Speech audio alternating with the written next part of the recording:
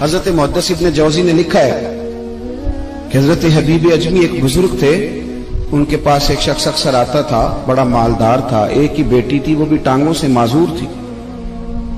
تو آپ اکثر اس کو کہتے ہیں کہ تو توبہ کر، اللہ کی بارگاہ میں رجوع کر۔ ایک وقت ایسا آتا ہے کہ پھر انسان کا جب کوئی اپنا نہیں رہتا پھر اسے مصلی یاد آتا ہے، لیکن اگر مصلی کی عادت بچپن سے پڑ جائے نا تو پھر ذرا آسان ہوتا ہے اللہ سے دل لگانا۔ وہ اکثر آپ اس کو کہتے ہیں کہ ٹھیک ہو جائے کہ تو بیٹی ہے، وہ بھی بیچاری معذور ہے، تو کہاں دولت لے جائے گی۔ آج کرتا ہوں، ہم تاریخیں دیتے رہتے ہیں نا اللہ تعالیٰ کو معاذ اللہ کہ رمضان سے میں نے نیک ہو جانا ہے، عمرہ کر کے آؤں گا تو پھر میں پکا نمازی ہوں۔ خدا کے بندو، کس نے تجھے بتایا کہ رمضان تک تو زندہ رہے گا؟ کس نے خبر کی کہ عمرہ کرنے تک تو بچے گا؟ حضرت حبیب اجمی اس کو کہتے تو کہتا بڑی جلدی ٹھیک ہو جاؤں گا۔ ایک دن سویرے سویرے توبہ کرنے آ گیا۔ آپ نے فرمایا کیا ہوا؟ تو کہنے لگا حضرت جی کل ایک 15 سال کا نوجوان ملا ہے اور مجھے توبہ کرا گیا۔ مزہ ہی اس عمر میں اللہ اللہ کرنے کا، نبی کریم سے محبت بھی کرنی ہو تو یہی عمر ہے۔ عشق لگا سی کھیڈاں کھیڈ دی نوں تے پھر مینوں کھیڈاں بھول گئیاں، کجل پایا سی میں یار دے ویکھنے نوں، پھر او دی یاد وچ روندیاں ہی ڈل گئیاں۔ حیدر شاہ اس گلی کدے نہ رولدی پر ہن تے رول گئیاں۔ جن لوگوں نے ابو جہل کو قتل کیا تھا ان کی عمر بھی 15 سال تھی۔ ہم تو بڑے ہی نہیں نہ ہوتے ساری زندگی، نہ ہمیں کو بڑا ہونے دیتا ہے، ہم بڑے ہی نہیں ہوتے، یہ تو عمر ہے کچھ کر گزرنے کی۔ 15 سال کا نوجوان توبہ کرا گیا تو اب حضرت حبیب اجمی کہنے لگے وہ کیسے؟ کہنے لگا حضرت جی میں کل منڈی گیا تھا، مجھے کچھ سامان خریدنا تھا، تو بغداد کے بازار سے میں نے مچھلی خرید لی 10 کلو، باقی بھی سامان تو اب خود لے جا نہیں سکتا تھا۔ تو مزدور آپ کو پتہ ہے بیچارے آج بھی سڑکوں پہ بیٹھے، تو مزدور بیٹھے تھے تو ان میں ایک نوجوان 14-15 سال کا، چہرے پہ بڑی روشنی۔ میں نے اس کو کہا بیٹے مزدوری کرو گے؟ کہنے لگا حضور مزدوری بھی کرتا ہوں، پڑھائی بھی کرتا ہوں، اور جو اللہ کو منظور ہو اس کی عبادت بھی کرتا ہوں۔ میں نے اسے کہا کہ یہ میرا سامان ہے فلاں جگہ پہنچانا ہے، کیا لوگے؟ کہنے لگا 3 دینار مزدوری۔ سودا طے ہو گیا، اس نے سامان اٹھا لیا۔ کہتے ہیں رستے میں ظہر کا وقت ہو گیا، کہنے لگا چچا اگر اجازت دو تو نماز پڑھ دو۔ 15 سال کا جواب۔ کہتے میں رکھ کے نا وہاں سامان تو پھٹے پہ بیٹھ گیا، وہ نماز پڑھنے چلا گیا، باقی لوگ دیر سے آئے، وہ بچہ جلدی آ گیا۔ میں نے کہا بیٹے آپ جلدی آ گئے؟ کہنے لگے نفل چھوڑ دیے، اب یہی نہ سمجھ لیں کہ کام چور ہے، میں بعد میں پڑھ لوں گا۔ کہتے ہیں وہ دوپہر کا وقت، رمضان بھی نہیں تھا، میں اس بچے کو نوجوان گھر لے گیا اور میں نے اپنی بیوی سے کہا کہ بڑا نیک ہے، نمازی ہے، اور راستے میں یہ بھی ہوا ہے کہ میں نے اسے ایک دفعہ کہا ہے کہ یہ مجھے تھوڑی دیر کے لیے دے دو، گرمی بڑی ہے، تمہیں پسینہ آ رہا ہے، میں اٹھا لیتا ہوں۔ کہنے لگا نہیں چچا میں رزق حلال کھاتا ہوں، اگر آپ اٹھائیں گے تو میں 3 دینار مزدوری پوری نہیں لوں گا، پھر پیسے کم کروں گا، میں نے طے کیا ہے کہ اٹھاؤں گا۔ تو کہتے ہیں میں نے اپنی بیوی کو بتایا تو بڑی متاثر ہوئی، کہنے لگی دوپہر کا کھانا پک گیا، اسے کو روٹی کھا لے، رمضان بھی نہیں تھا۔ کہتے میں باہر نکلا، اس کو 3 دینار تھمائے، تو میں نے کہا بیٹے ایک بات میری مانو گے؟ کہنے لگا بتائیے۔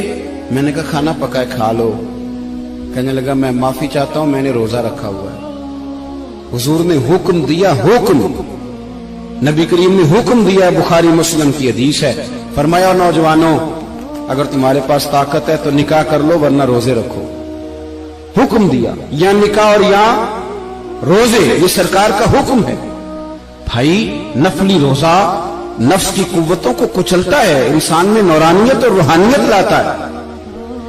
کہتے وہ کہنے لگا میں نے روزہ رکھا ہے، میں اور متاثر ہو گیا۔ میں نے کہا اب کیا کرو گے؟ کہیں اور جانا ہے؟ کہنے لگا نہیں، میں جس دن 3 دینار کما لیتا ہوں پھر میں مزید لالچ نہیں کرتا، باقی وقت یا قرآن مجید پڑھتا رہتا ہوں یا نبی پاک پہ درود شریف پڑھتا رہتا ہوں۔ اب بتائیں تو میں نے کہا کہ افطار میرے ساتھ کر لو۔ کہتے ہیں میں اسے مسجد چھوڑ آیا اور خود میں لوٹ آیا، افطار کے بعد میں اسے لایا، کھانا کھلایا، عشاء پڑھی، اس کا گھر دور تھا، میں نے ڈرائنگ روم کھول دیا، بیٹھک کھول دی، وہیں وہ سو گیا۔ میری 20 سال کی معذور بچی کبھی چل نہیں سکتی تھی، کوئی طبیب کوئی حکیم میں نے چھوڑا نہیں تھا اس کو دکھایا نہ ہو، ایک ہی بیٹی وہ بھی معذور پیدائشی۔ اس کے کمرے میں گئے، میاں بیوی اسے کھانا کھلا اور بتایا بیٹے ایک نوجوان ہے بڑا نیک ہے ہمارے گھر میں، آج بڑا پرہیزگار۔ پتہ ہے حضور نے کیا فرمایا؟ نبی کریم فرماتے ہیں جب نوجوان اٹھ کے تہجد پڑھتا ہے نا، نوجوان تو اللہ فرشتوں کے سامنے اس نوجوان پر فخر فرماتا ہے. اللہ فخر کرتا ہے کہ عمر دیکھو دیکھو یہ میری بارگاہ. اللہ فخر کرتا ہے, اللہ یعنی خدا خود میرے مجلس بود, اللہ فخر کرتا ہے. اب سوچے تو ہم نے اپنی بیٹی کو بتایا کہ نوجوان اور بڑا نیک ہے, تو کہتے ہیں وہ کھانا کھلا کے ہم واپس آ گئے. آدھی رات کا وقت ہوا تو دروازے پہ دستک ہوئی. بچی اپنے کمرے میں سو رہی تھی, ہم اپنے کمرے میں, وہ بیٹھک میں. گھبرا کے اٹھے کہ اس وقت کون ہے دروازے پہ؟ تو بیٹی کہنے لگی ابا دروازہ تو کھولنا. کہتے ہیں دروازہ کھولا تو 20 سال ہو گئے تھے بیٹی کو, کبھی اس نے چل کے نہیں دکھایا تھا, کبھی دوڑ کے ادھر جاتی کبھی ادھر آتی. کہتی الحمدللہ اللہ نے میری ٹانگیں ٹھیک کر دی.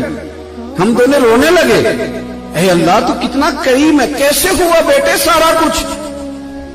بیٹی کہنے لگی ابا آپ نے کہا تھا نا کہ نیک نوجوان آیا ہے, تو میرے دل میں خیال آیا اللہ اگر واقعی نیک ہے تو اس کے صدقے مجھے شفا ہی دے دے. یا ایھا الذین آمنوا اتقوا اللہ وابتغوا الیہ الوسیلہ.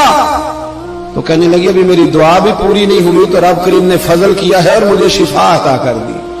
کہتے ہم دوڑ کے اس کے کمرے میں گئے اور جب ہم نے ہاتھ رکھا تو دروازہ پہلے سے کھلا تھا, ایک خط چھوڑ گیا تھا.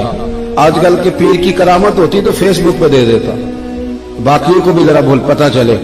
کہتے ہیں وہ خط چھوڑ گیا اپنے بستر پہ کہ اگر تم لوگوں کو مجھ سے محبت ہو گئی ہے تو میرے پیچھے نہ دوڑنا, اس رب کی بارگاہ میں جھکنا جس رب نے میرے اوپر بھی فضل فرمایا ہے اور آپ پر بھی کرم فرمایا. میرے نوجوان دوستو, یہ جو بچپنا ہمیں لوگ کہتے ہیں نا ابھی بچے ہو, ابھی جب آپ بالغ ہو گئے تو نماز فرض ہو گئی, سچ بولنا ضروری ہو گیا, رزق حلال کھانا ضروری ہو گیا, شریعت ساری کی ساری لاگو ہو. ایک تو درگزر سے کام نہیں, دوسرا اپنی زندگی کے اندر خواہشات کو